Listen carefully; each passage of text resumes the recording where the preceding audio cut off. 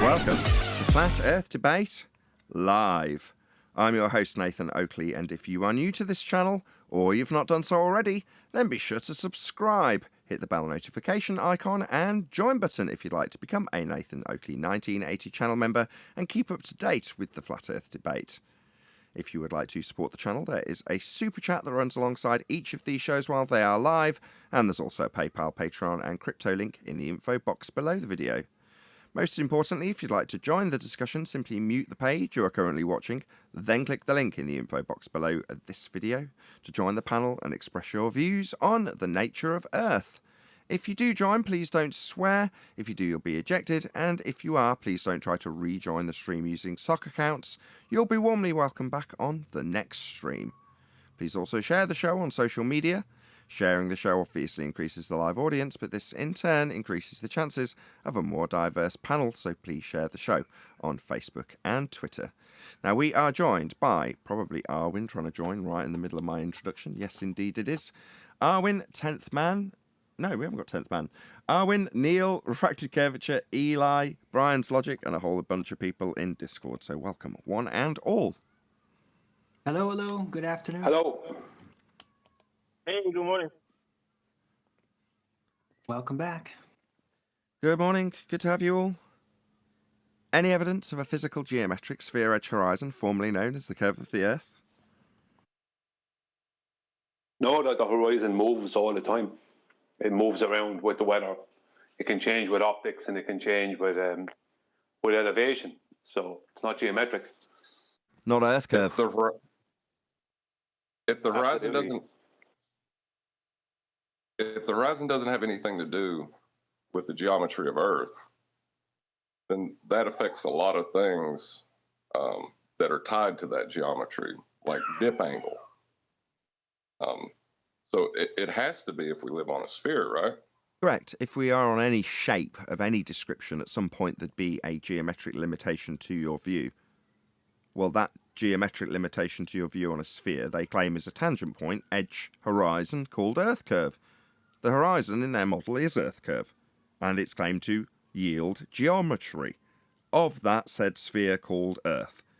In reality, we haven't got an Earth curve edge horizon. We've only got one horizon, and the horizon in there begging the question, proof of nothing, perspective hijacking Earth curve calculator, is a geometric tangent point. Not anymore. Black swan. The geometric horizon isn't actually a horizon. A horizon is clearly defined as something that you can see. So if it's not something we can see, it's not a horizon. But when you're mathematical, just call it the geometry then. What's geometry mean, Arwin? What does geometry mean, Arwin? The metrics of Earth? Measurement of Earth. So to measure it, we'd need to see it to measure it. And if you're saying it's only in the maths or only in the geometry, let's just call it the geometry, but that means the acquisition of a physical measurement of Earth. In this case, the claim that we've got a physical geometric blockage to things in the distance, that's Earth curve, the horizon. If it's not geometric, it's not geometric. That's the end of it.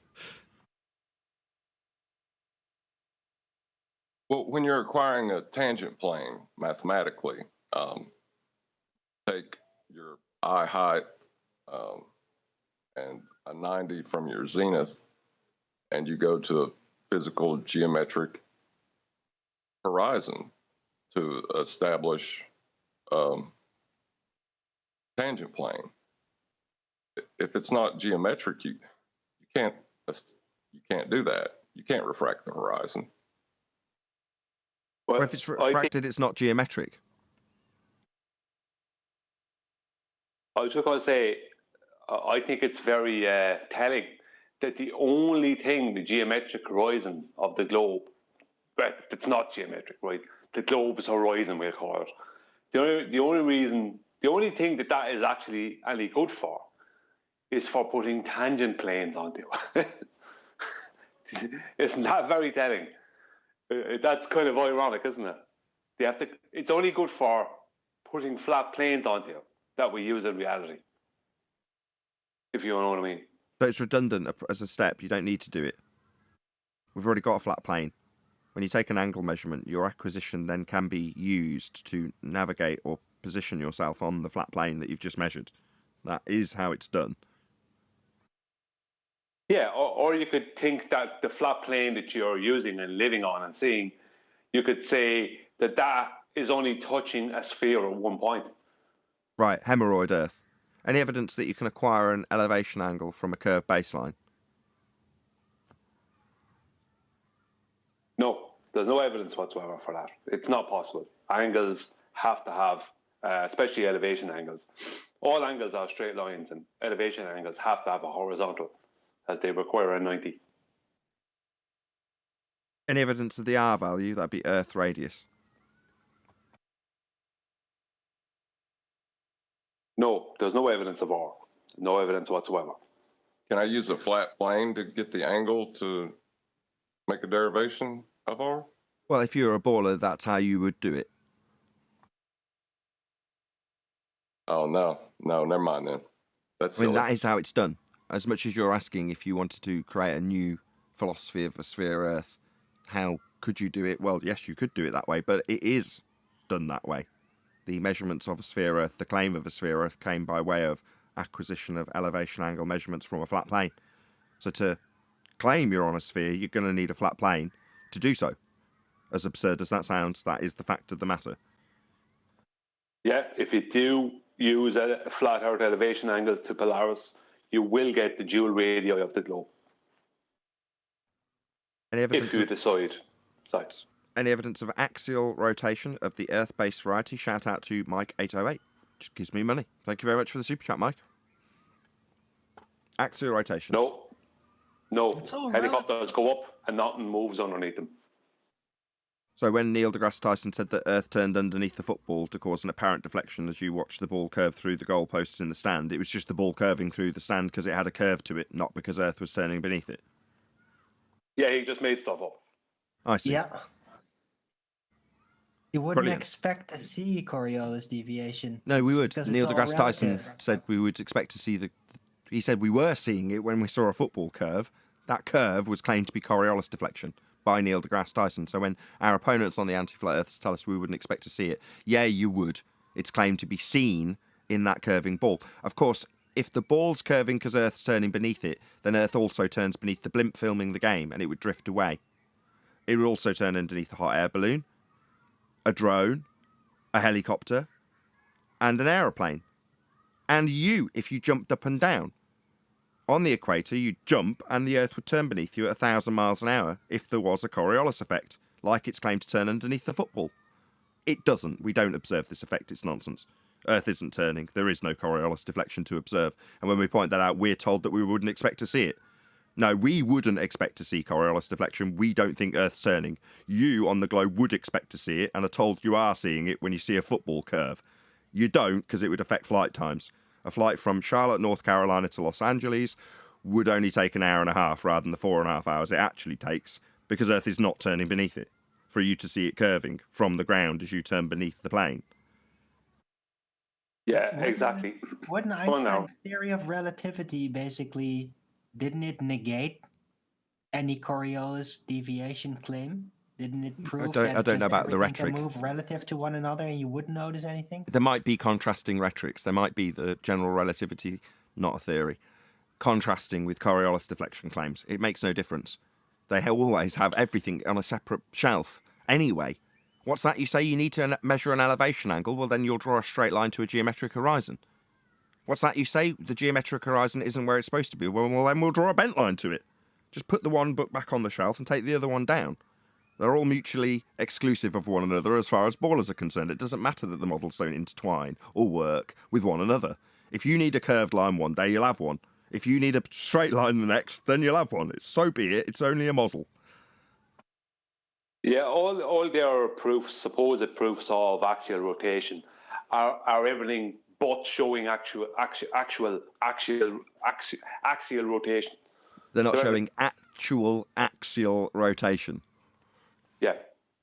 They're not showing any of that. Right. All It's- their proof It's all their proof is that the Earth is stationary. That's what they're trying to prove every time it Yeah. comes up. You wouldn't expect to see drift. What? Like if we were stationary, we wouldn't expect to see drift. Because on a turning Earth, you would expect to see drift, but you're telling me, the flat earther, that we, collectively, on a sphere Earth that you assume, wouldn't expect to see the very claim of Coriolis we're told we are expected to see on a globe. I see, anti-flat earthers, you are amusing. You should know your own claim. Drift is what Coriolis effect is supposed to be induced on a sphere Earth. We just don't have any. How are you going to detail this effect without a radial value to quantify it?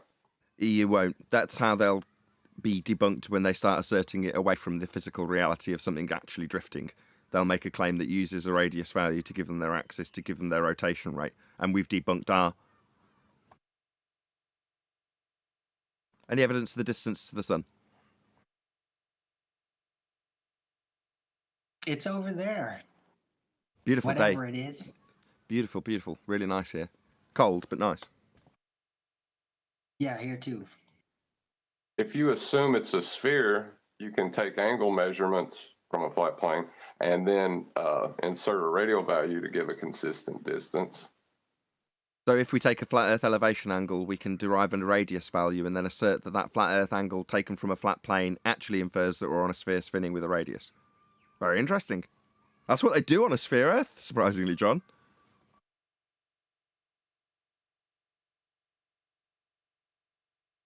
Any scientific evidence of gravity?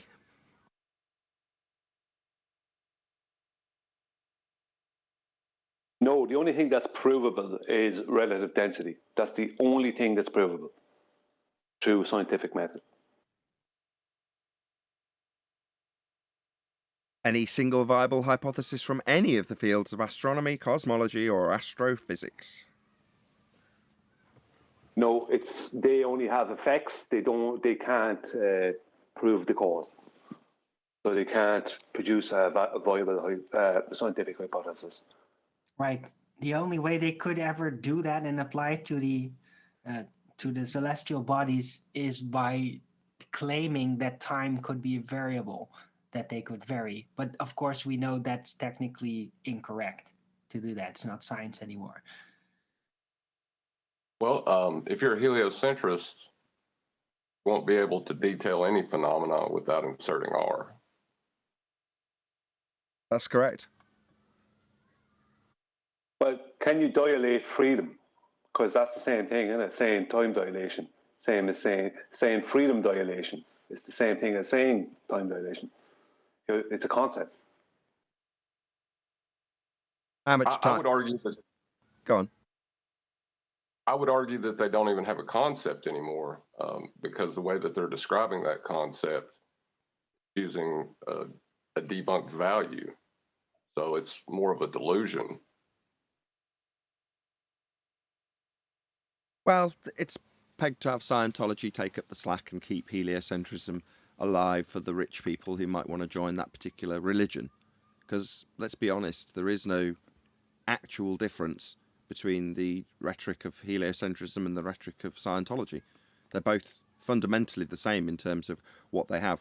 Now, what people think are massive differences aren't. They're subtle differences because the entirety of that particular religion is based on heliocentrism. It's the foundation. So if heliocentrism falls, some days I think it's designed to, and we're in the process of dismantling it.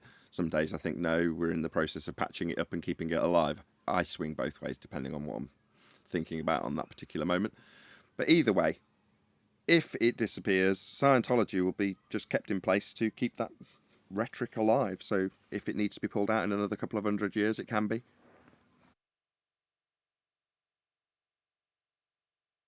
I think, Nathan, what you said was interesting. I think they tested to see if they could keep the heliocentric model alive. They have been testing that to see how much rubbish people will swallow. And I think they're seeing now, due to the anti-flat earth group that we have, I think they're seeing now that it's just not tenable. The only way out is to allow it to go flat. Well, as it is. Maybe. Are you kidding me? It's quite the opposite. I don't know. Let me just address that. So maybe, getting confused because Arwin spoke straight through you, Brian.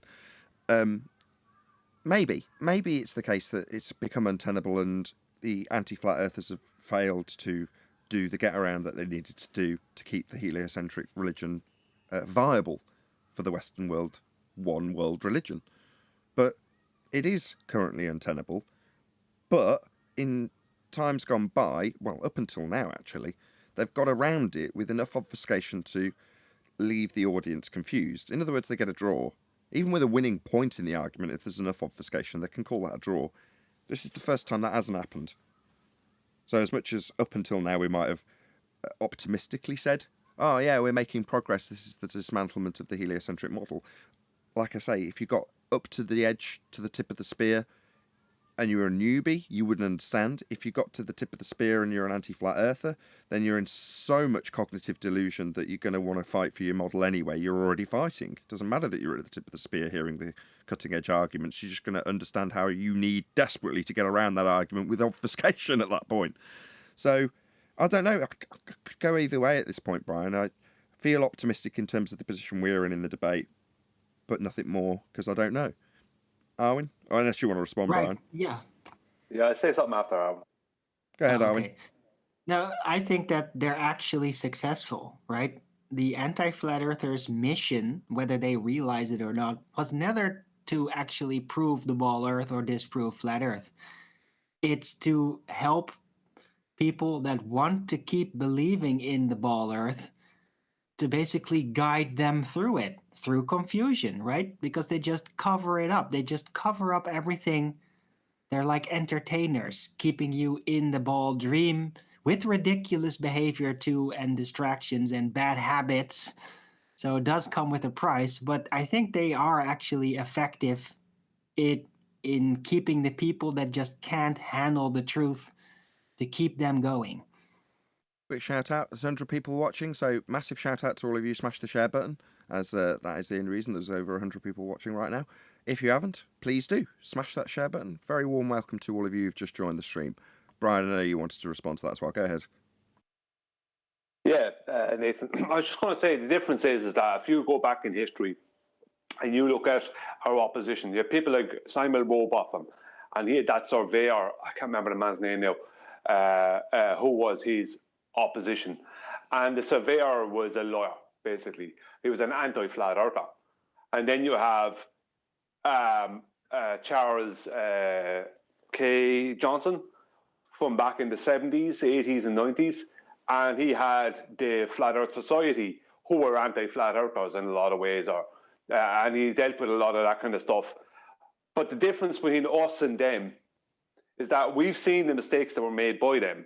Not so much they made mistakes, but we've seen where things failed. But we now have the ability, or have had over the past 7 years, we have had the ability to get very, very powerful lasers, to travel the world and do things and use and have the use of super zoom cameras and information at our fingertips that other people have to go and get. And we have the ability, even though we're being blocked, we still have the ability to get it out there through social media.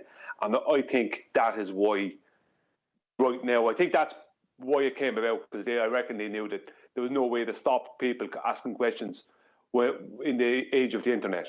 And with technology now, there's no way to stop people asking questions. Someone was going to get a super zoom camera at some stage and go, hang on a minute. So that was going to happen. And I think they knew it. Right. So I think it's like a preemptive strike. Sorry. Well, even when you say blocked, I mean, we are and we aren't. You know, we're not promoted on YouTube. We're classed as fringe, which means that we're not precluded from talking about the subject. And I'm allowed to be monetized. Well, I don't make a good living, but I'll pay my bills just about from doing YouTube, which I'm very grateful for. My point is that the over descriptions from the Senate or Congress or wherever it was that YouTube had to sit in front of and explain what they're going to do very awkwardly about this flat Earth problem. It's like, to me, that was the first point I thought we were winning. Because when I heard that, I'm like, number one, I didn't just take the surface level interpretation of what's being told to the masses. This is a problem, we need to suppress it, because that would be the interpretation from your average Joe Normie. Me, I took it a totally different way. You know, why would you overtly show that to the public? You know, do it, but just don't publicise it. There's no need to. You know, just subtly make everybody in the arena fringe, if that's their terminology. You don't have to tell them that. Why publicise the fact? So, unless you want to raise awareness of the thing you're suppressing. So it works both ways in terms of it stems the flow, but the flow continues. Now, I've already assessed this many times and said, well, you can't just have a mass awakening. You can't just have a mass paradigm shift. If a Western world, one world religion is failing, you can't just let it fall to dust in a matter of days or even years. You've got to let it slowly dissolve and see, you know, I presume they've got a plan laid in place if that is the case. I mean, this is highly speculative. I'm even feeling like a slight conspiratard. I feel a bit dirty. Objecting. Go on. I'm objecting. I'm objecting to the whole conversation. It's conspiratorial and it's not taking into ignorance. I don't think though, so. I don't think. Sorry. Well, it's fun though, isn't it? Yeah, it's interesting. I don't think it's conspiratorial. Strangely enough, last night, before I fell asleep, I put on Globebusters. It was just on. I was looking for something to listen to. Saw it there, put it on, see what was going on there. And they were reviewing this woman who was doing this interview on American CNBC, I think it was. And she supposedly wrote some kind of a book or an article or something about how flat Earth, they try to call us all conspiracy theorists, all this nonsense. But her angle against flat Earth wasn't evidence of that. Is that, sorry, it's that we're making a load of money. That was her angle. That really? People see there's loads of money. I can. Well, if that's her angle, let me assure you, love. Not the case. Please smash the super chat and PayPal link. My e-begging is a testament to how little money I make. So if she thinks I'm in it for the cash, why would someone like? I think they're onto us. Onto what? Onto the $1 million scam we got going with flat Earth. But there just isn't a ton of money here. Yeah, but there just isn't. I mean, it's not a profitable endeavour. You don't do it with the money in mind as at the forefront. If you're here because you're under the misapprehension that you're going to make a shed ton of money out of flat Earth, then you've got to be joking. Nothing could be further from the truth, at least in my personal experience. You know, I've eked out a YouTube living. Oh God, I'm going to get rumpus this entire sentence by Neil. Go ahead, Neil. I just wanted to say, isn't that projection? Ain't the Globers making all the money with their channels? I think she's got it in reverse. With channels? With the channels? You having me on? The worldview of the Western world is heliocentric. It's not just YouTube. How about NASA? But everything that's to do with heliocentrism in any guise whatsoever that makes a profit in any way, shape or form. Believe me, that is many, many factors higher than the pittance I can scrape out of YouTube talking about this subject. I love the subject. I see it as an evergreen subject. I do see some advantages on flat Earth, YouTubing, but the disadvantages are also very, very, very prevalent. I have to work 10 times harder to gain an audience. I have to e-beg for people to share because the show isn't promoted. There's a lot of things that you have to do. None of them are going to directly result in, well, that's going to be leading you onto the path of every other YouTuber who slogs their guts out and suddenly makes a success out of their channel, because the algorithm will recognise them and promote them. Unlike fringe content where they might recognise you, but they definitely ain't going to promote you off the back of your hard work. So it's just down to e-begging for share smashes to get your popularity level up. But I don't mind. That's a challenge, but so what? That's life, isn't it? But that's what I meant to, as far as YouTube. I know about NASA, but she was specifically saying flat earthers. So I'm saying, yeah, on the opposite side, in YouTube, I think the ballers are making a lot more money than flat earthers. I object to this whole line of reasoning. But no, you're all missing the point, right? It has nothing to do with what she said. It's just projection. The point is that was the only. No, you're missing it though. That's the only argument she could put forward. Oh, I see what you're saying. Do you know what I mean? It's just character assassination. That's all they've ever had. That's all she has. And it was weak. Yes, but it does give me a really good opportunity to e-beg and ask people to smash the super chat. and point out that as much as you want to create an air of confidence and success, I'm not going to lie, I'm very poor. Well, the whole thing is we're going to have to appeal to motivation. We're going to have to try to divine why they're doing it and then apply malice to it. And I don't think that's the case at all. I think this is a religion built on ignorance, and I think it perpetuates ignorance. But if somebody's actually directly linked to heliocentrism and they've got a career that hangs on it, and they say, well, they're just here to make the money, that's fear and projection, because their career would rely on the heliocentric model being disseminated and then being paid for it. So therefore, we threaten that. Therefore, project your fear straight onto your opponent. They're only here to make money. In other words, I'm scared they might take away my living. Or it could be, I have a profession in this. It's obviously fact because I have a profession in this. Why would anybody think this? It has to be the money because it wouldn't make sense otherwise. Well, it's a character assassination thing. That's all they ever did, John, against flat earthers. It was always character assassination, and that's what she's doing. I'm not saying it ain't poison in the well, but I don't ascribe malice to it. I do. I just think that if we weren't worried about them baiting us, then we'd be in a different position because it would weed out the phony versus the people who are actually ignorant. Because we wouldn't really be worried about that. Like the argument is that there's no evidence for the claim that the Earth's a sphere with the radius of 3,959 miles. That's what we've all woken up to. Simply, all this other extra stuff about prove this person is a janitor. None of that matters. Agreed. Did we or did we not come across the information that what we've been told about the horizon is false? Yes, we did. Nothing's going to change that. Yeah, totally agree. Couldn't agree more. Or the point gets lost. Can I say something on this topic? Feel free, says who.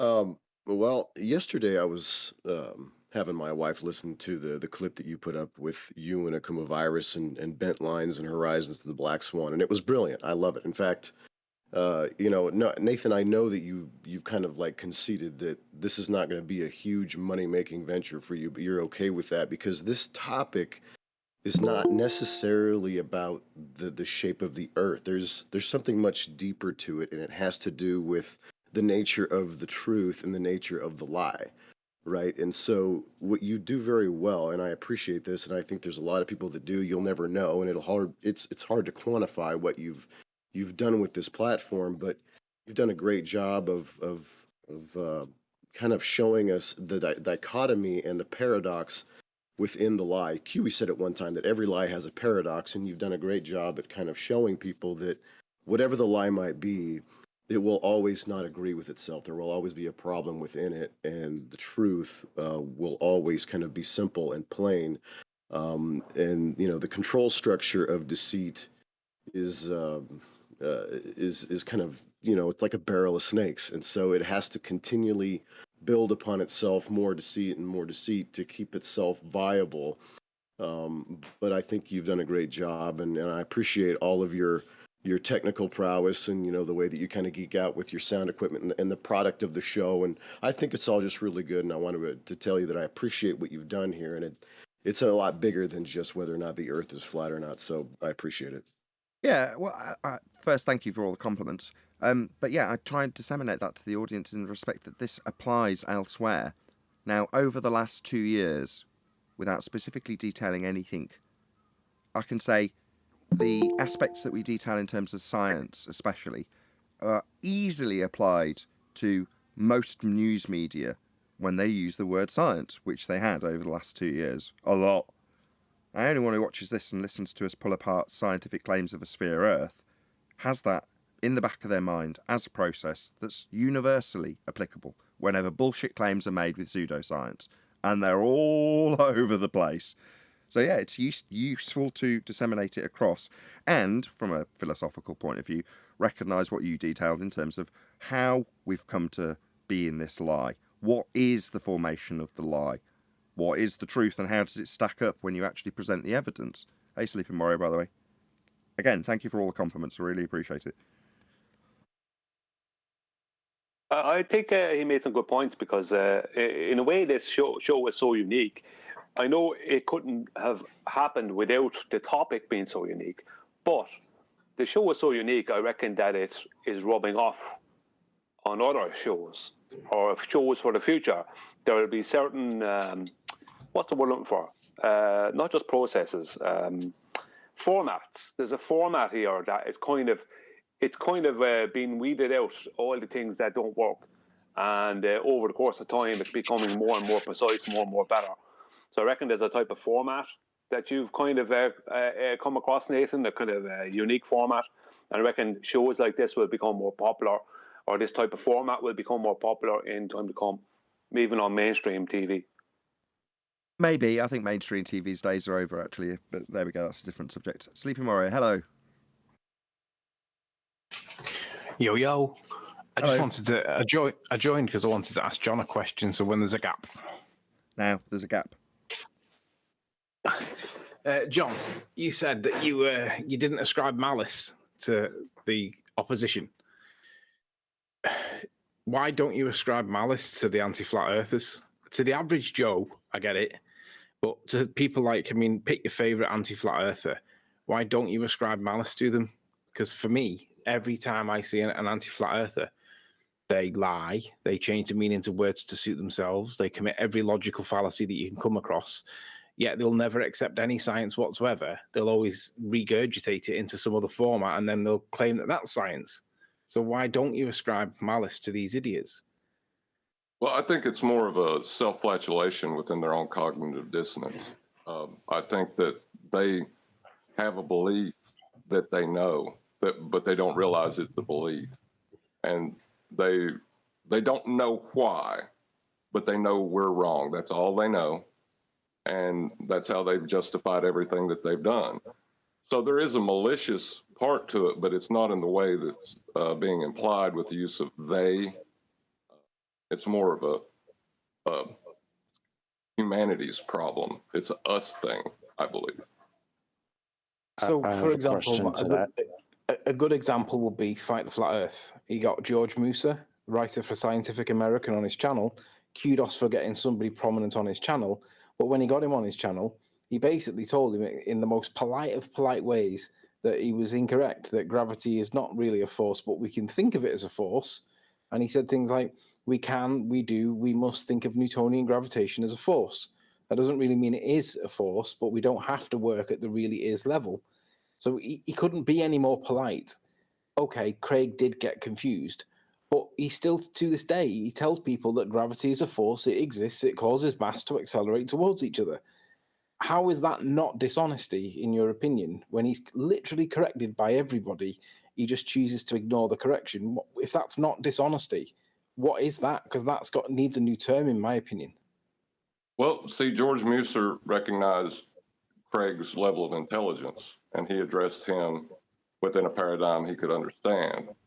But George Muser is under the impression that the fourth dimension is the physical world, and the physical world we actually exist in is a projection from that, and that's how he places everything.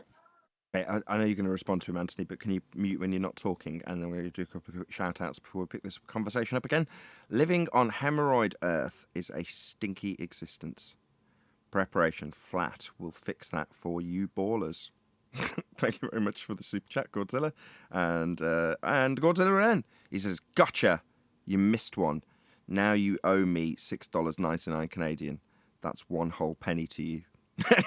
I didn't miss it. I had it waiting for the right moment, but so much time passed out to interrupt them, Godzilla. Thank you very much for the super chats. Sorry to interrupt you, Anthony. So that excuses or explains Musa. Hold on, you're gonna get chocolate. Craig. Was that chocolate interrupting, or was it Eli? No, it was me. Go ahead, Eli. I was just saying that was the biggest begging the question fallacy I'd ever heard. That we live in a projection of the fourth dimension. Well, Einstein said that the proof of the tiger is not that we can see it, but its tail. And that's how he justified his fourth dimensional space-time, is we can see the effects of the tiger, but we just can't see it itself. And that's how he justified his belief in the fourth dimension. But respectfully, John, I'm talking about the flat Earth specifically, not Einstein's explanation or how he perceives it or how he explains this it. is my bad. Specifically, the flat Earth. Yeah, this is my bad. So just to summarise for the audience's benefit, you're being asked, John, why don't you ascribe malice to people who are clearly lying? I don't think it's as clear to call it a lie if their understanding is just incomplete. But it's not always let's define what a But lie their is. tactics are still. Hold on. This is Anthony's point. Go ahead, whatever Anthony. they believe. Hold on, Alvin. Go ahead, Anthony. Let's define what a lie is so we can agree terms. A lie is a false statement of fact with the intention to deceive others of it, and it's the failure to correct a previously incorrect assertion once you've been told about it. But the latter. If we're going to accept that definition, which I suggest we should do, for example, like Fight the Flat Earth tells people to this day that gravity is an emergent force. It's not defined as an emergent force. He knows it's not defined as an emergent force. He redefines the term because he can't get it into his head that it's an effect. So, again, how is that not a lie? He was given permission by one of his priests to think of it as a force, Anthony. Why won't you just accept that? Good answer. That is a good answer. Right. That makes it a delusion.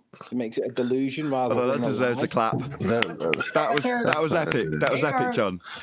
That's not a good Thinking that answer. they're lying for the truth, right? They think that they have to get dirty tactics to uphold what they think is the truth. It's extremely delusional, though. Right? I have It's photographic. dirty. But is it a knowing lie to them? I don't think so. They're just really delusional. Okay, hold on, Eli. Brian, then Eli. Hold on. Eli was in before me, Nathan. Oh, was he? Go on then, He Eli. was, yeah.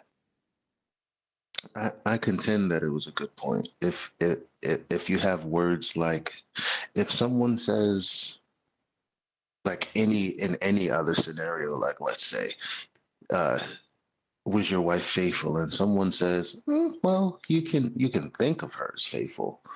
That's a problem.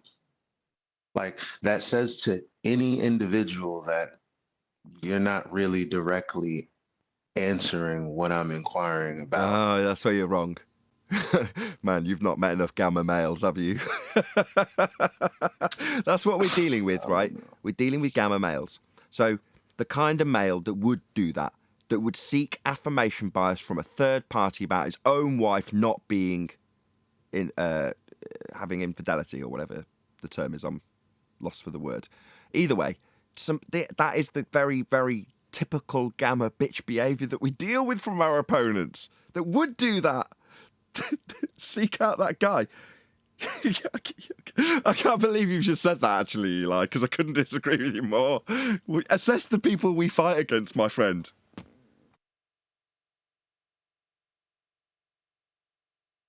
They are all a bunch of gammas, yeah. Will I say something now? You were next. Go ahead. You got this. Is this you? Yeah. This is a photograph that Craig flashed up on the screen when he was trying to debunk optical drop. When he was debating me on Jose's, we had a scheduled debate there a couple of years ago. He flashed this up on the screen for a couple of seconds, then took it away. He called this a leveled camera, right? And only for someone, I don't know if it was the DP or Spot On over on Hanging with Bev, they spotted it and they went back, screenshot it and sent it to me, and I showed it at the end of the debate. Fight the Flat Earth is a liar. Craig is a liar. He is. I don't hate him, but he is a liar. He's blatantly lying. I'm surprised that John doesn't credit him with lying. It's like, I don't know how you can be so kind. Well, it's not. Before you answer him. So the second part of the definition for a liar is where the category I see as being classifying them justifiably as liars. The example you gave was ideal with Craig and George is correcting him. But we've already covered this. John's response was to say his priest gave him permission. Yeah, but then my rebuttal to that was then that makes it a delusion. Nobody disagreed with Not a you. lie. Yeah, Not a and lie. Nobody Yeah, disagreed but with he that's you. the didn't need whole permission point. to lie that day That's to the me. whole point. It is a delusion. But his priest gave him permission to have that delusion and to go forth and live happily with that delusion. But then, That's what happened. if someone gives you permission to be delusional, if you're going to argue that that negates the guilty mind part, the intention to deceive, okay, but I don't actually agree with that, because if somebody gives you permission to say put your hand in the fire, You've got to assess it differently. You're assessing it from a legal standpoint, aren't you? Is being a gamma bitch and taking permission from someone else to go and murder somebody a defence in court, Anthony? no. No. So your I don't standard see how is it's- yeah. Well, you're right.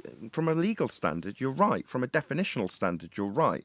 But where John throws in the ambiguity is where there are heliocentric priests giving people permission to be delusional, and they will accept it with open arms. Well, it's the authority that comes with being that priest of the dominant religion, right? Because even in law, they give badges out to people and give them permission to kill. Does that make it right? It might have been a completely different story had George Musa told him, well, gravity is absolutely not a force. You can't think of it like that. You can't associate with it as being a force. You can't do any of that. You know, I think it would have maybe been a little bit different. But the fact that he says, yeah, it's not one, but you can think of it like one, I mean, that's him falling right into the same trap that George Musa himself fell into, right?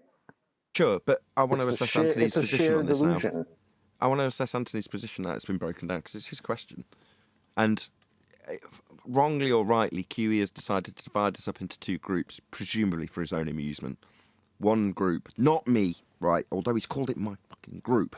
Anyway, a group that basically thinks everyone's a liar. This isn't true, but we're talking about anti-flat earthers because I literally branded a few of them liars when they lied. Right? Now Anthony's bringing up this question. I just don't want it tied to me. Like, I've got some camp of people that think everyone around us is liars. And I'm more on John's side of this than Anthony's, if he's to be deemed the person that thinks everyone's lying. That's an over-exaggeration as well, by the way. But I just want to know Anthony's view on it. He's brought it up. You're kind of handing Anthony, you're kind of putting all this on Anthony when you know a lot of them are liars and you've proven it. So before Anthony says that, that's not fair. You can't just walk away. Yes, case by case. When you're talking about an individual person that's been proven a liar, I will say Charles Flat Earth Maths is a liar.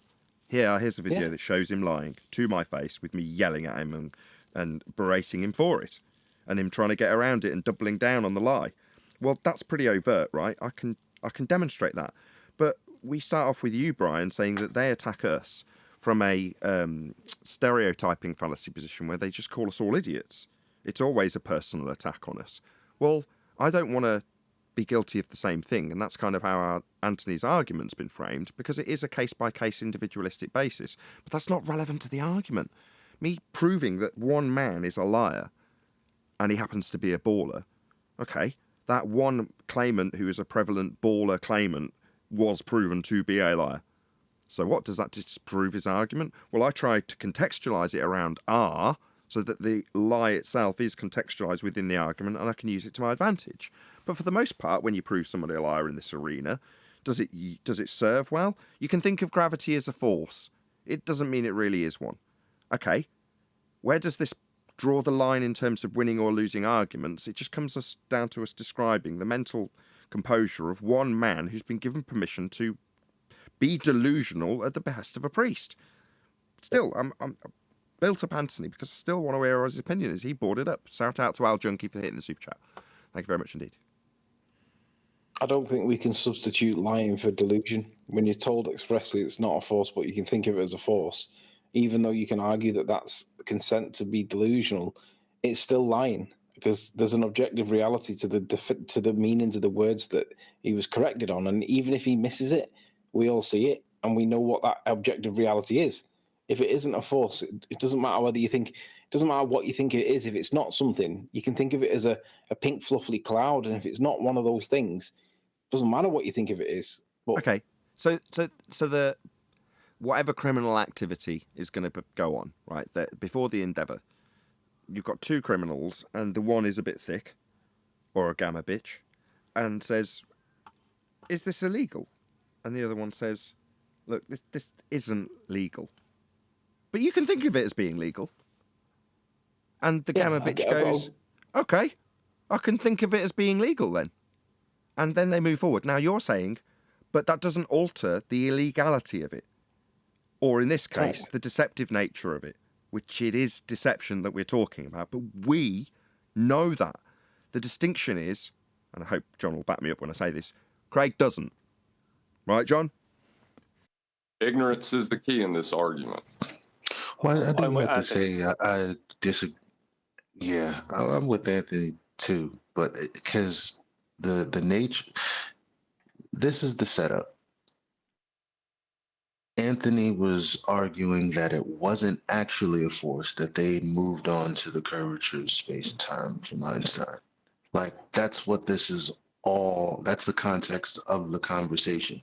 So he needs an affirmative answer from Musa, which is, well, it literally is a force, which is, I can hear in my mind him saying, it literally is a force in his voice.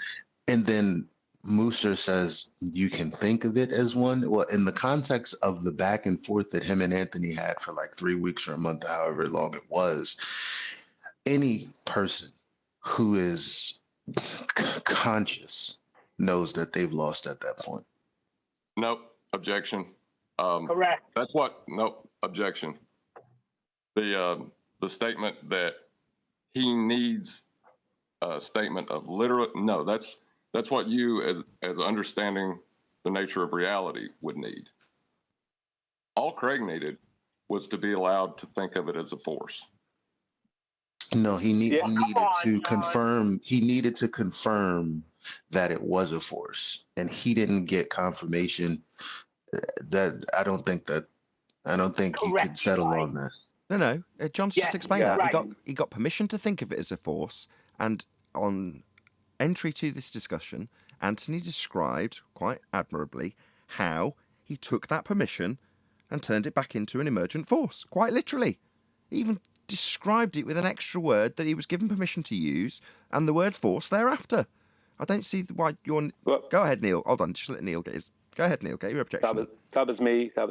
Oh, was it? Not Neil. Bloody hell. Go on, I'm sorry. No, I'm only joking. Go ahead, Neil. Brian, not Neil. Oh, I thought you were joking to cover up Neil's constant and incessant interruptions. Oh, my bad, Brian. No. Oh, shut up, Nathan. No, I don't see it as John sees it at all. How I see it is this. Craig was stating that gravity was a force, right, well before Mozart. Anthony showed and proved that gravity, according to the current description of gravity, is not as a force but as an effect, right? And he showed this. Einstein stated, everyone stated, there was no way around it. What he needed from Mozart was anything that even resembled Mozart saying gravity was a force, so he could continue on stating it was a force, even though he knows, and he knew then that he had lost. He knew it, but he wouldn't give in, and he wouldn't quit, he wouldn't concede. And it's about conceding. He never wanted to concede, Anthony, and that's the problem. That's where I see it. Yeah, and he didn't want to concede. It's underhanded and it's dishonest. Okay, but No, that's not... Hold on. That's not deceit. Backing you up here, John. That's a lack of humility. It's still deceit, is it not? No, I don't agree. John, back me up. Help me, please. He was given permission by his authority to think of it as a force. Doesn't matter if it really is one, but we don't have to work at the really is level. Oh, come on, that's weak. What if our boss, David Weiss, says, I give you all permission for whatever? No. We're not going to buy that. Neil, you're right. You're assessing the validity that you would give to Moose's statement as weak. Well, if you're looking for that affirmation bias and you find it in that statement very specifically, then you're going to grab hold of it with both hands and hold it as tightly as you possibly can, as opposed to assess its validity. Your assessment is on the validity of Musa's statement, as opposed to Craig's insight to the statement and utilisation for permission to turn a not actual force, conceptual medium bending, into a force. He's been given permission, he's done it. We're still not at the point where Anthony's proved his case. Right. I understand. Musser only gave it to Craig because he sensed that Craig needed it. Craig was looking for permission. Exactly. Musa recognised that gamma bitch and gave him what he needed. You know, it's very nice of him. He could have ruffled his hair if he was in person. I don't think so, though. I think it's different. I think that the reason Craig needed that wasn't so he could keep his delusion going. It was so he didn't have to concede to Anthony, because it would have looked very bad for him to concede to Sleeping Warrior. Yeah, you said that. Yeah, you said that. And I said it's a lack of humility. Yeah, but that's also dishonesty. I agree, that is dishonesty. Oh, It's I the don't agree. failure to correct. No, that's wrong. No. That's not... Okay, how does that sandwich into your definition, Anthony, that you gave earlier? Well, I gave two tails to it, didn't I? It's the false statement of fact with the intention to deceive, but it's also the same as what Flat Earth Math did, Charles, when he failed to stick with correct his Craig. position. No, let's stick with Craig. Yeah, because he's failed to correct his position that gravity is not a force. It even says it in Musa's article. And the rest of... And the more Musa says, you can think you of it. can't leave off the rest, because you ignore John's response. No, it's What's not a the rest force. of Musa? But what? But what could he do? Given that it's not a force, he can think of it as one, though, can't he? Don't have to work at the really is level. Yeah, but does that make it a force, though? You're back to doing what Arwin did, assessing the validity of the statement, rather than the mindset of the gamma that's taking in the information and utilising the parts he needs. That's still not deceit. Just gamma. Well, I have to say it is, because I showed a photograph there a few minutes ago of Craig not being able to disprove optical drop, but being willing to lie instead of conceding. It's a different example. That's a different example. Same thing. It's his lack. Okay. Let's just get that out of the way. For your example, rubber stamped, deceitful shit. Are you happy, Brian? Moving on. I don't see any difference to what he did with Anthony. I just Very see different. the same thing. His lack of conceding. That's why we're covering it. John's got a good rebuttal. He got an applause from me. Yeah, but Brian's point's right. Say your point again, Brian. It's a different argument. Because... When he shows him manipulating something and has literally the burning hot evidence that you need to show it uncategorically, then you can rubber stamp that. I've just said this. Brian, you're right. He's a liar in that instance. But that isn't the example we're giving. I'm trying to make it general and keep it specific on a person, but with one example to make it broad enough to apply out to either side of the argument. As soon as you go, well, okay, my argument applies to how he interacted with Musa and then took a non-force that you argued about, and we talk about his humility, Craig's humility, and the permission he was given to take it to the level you're claiming is deceitful. Well, I still stand by John when he says no. That isn't. You haven't made, just going over to a different example where he is, as an individual, a deceitful shit. Yeah, okay, I'll rubber stamp that so we can move away from it. So let's consider a different perspective then that we've never discussed. Let's look at George Musa. Oh, I'm hoping for John, actually. Go ahead, John. Well, I was getting ready to address this. Now, Anthony is a good example of this. He didn't concede his point. He's moving to Brian's. That doesn't mean Anthony is deceitful. Another round of applause, maybe. Not quite as good, but damn good, John. You're on fire. Go ahead, Anthony. I can back up Anthony here. If you look at Craig's claims concerning this claimed force and what he claimed it was and what caused it and what gravity was, prior Musa, go back a year or two prior Musa, and then what he's claiming today, they are not the same claim. The word force is in there, but they're not the same claim. So instead of conceding to Anthony, he's changed his claim but kept the prime word in there. That's all he's done. Yeah, and he was given permission to do that by an authority on the subject. Who cares? It shows, it doesn't back Anthony's argument, not yours, with a different example, Brian, that it's deceit explicitly with a knowledge of the forethought after he's been corrected, which meets both definitions in terms of Anthony's description, but neither once you point out he's given permission. He's seeking it out and he's got it. Okay, so let's address Musa, because we've never looked at it from his perspective. Fine. If Musa's going to then say it's not a force, but he can think of it as a force, then he's violating the law of identity, is he not? Yeah. He's saying Arwen. one thing and then the opposite. Yeah, Arwen was the first to do this, and I stopped him. So if you want to take this up, Arwen, as it was you that got shot down because we were talking about Craig, yeah, you can attack the validity of the statement and therefore laugh at Craig's using it for affirmation bias. But Arwen was the first to say, well, the validity of Musa's statement... No, it wasn't even Arwen, it was Neil. No, but if you're going to credit Craig with not having dishonesty, then we have to criticise Musa because he's given him that license directly in contradiction to his writing in the Scientific American article, right? He was just trying to perform a psychological function. He was just trying to help him out, Craig out, right? Well, when Musa qualified it for Craig, he very specifically detailed working at the not really Israel level, right? He had a qualifying statement that to me strikes as being his own internal justification. Now, I can't read his mind, and I certainly can't show malice. Neither can you. But we can point out the violation of the law of identity, right? Yeah, we can show where he's wrong. Yeah, we can show where he's wrong. Yeah, but we've never attacked Musa, have we? Your whole point of being here is to ask John why he doesn't ascribe malice. Because he's ignorant. But okay, so let's go back to John.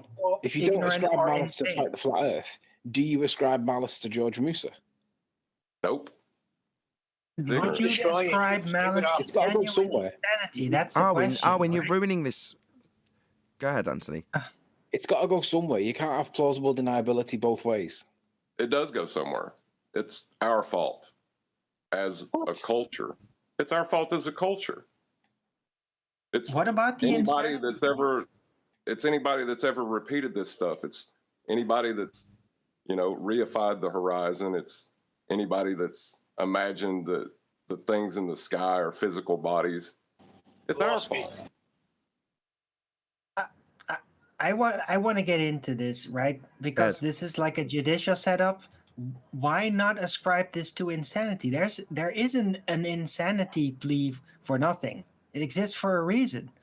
Because insane people can lie and just not be in control of it, right? Oh, that's another topic. We're getting to... I don't want to assess these people based on criteria in the DSM. That isn't where I was thinking this would go, Arwen. Maybe they're all bonkers idiots. But again, unless you get into a personal case-by-case, box-by-box basis, you can't really stereotype everybody out into this. It's not general enough. Sorry, Arwen. I'm not trying to do that. But there's definitely cases out there, like Craig, who is definitely... Careful. I would classify... Careful. I would classify him as... No. Insane. No. You're not going to classify anybody. Yeah. What gives you the right to do that? I can't believe you've put me in a position to have to defend Craig in this way. You're not in any position. You've not qualified him. You've not interviewed him. You've not assessed him. You've not run him through the DSM. You've not done any of it. So for you to have the audacity to declare him an insane person, what an outrage, Arwen. How dare you? Yeah, well, blame's got to go somewhere. I can judge because I know everything about it. Oh my God, what a big head. With that, I'm going to say, if you are watching this on either Nathan Oakley 1980 or Nathan Oakley premiering streams, then stay tuned as there will be an after show to follow. Unfortunately, if you are watching this live, this is where we bid you farewell. So a huge, massive, enormous thank you to all of you who smashed the super chat, liked, commented, shared, subscribed, hit the PayPal link, and all that good stuff. I've been Nathan Oakley. Stay tuned if you're watching on a premiering stream, and I will see you all in the next video.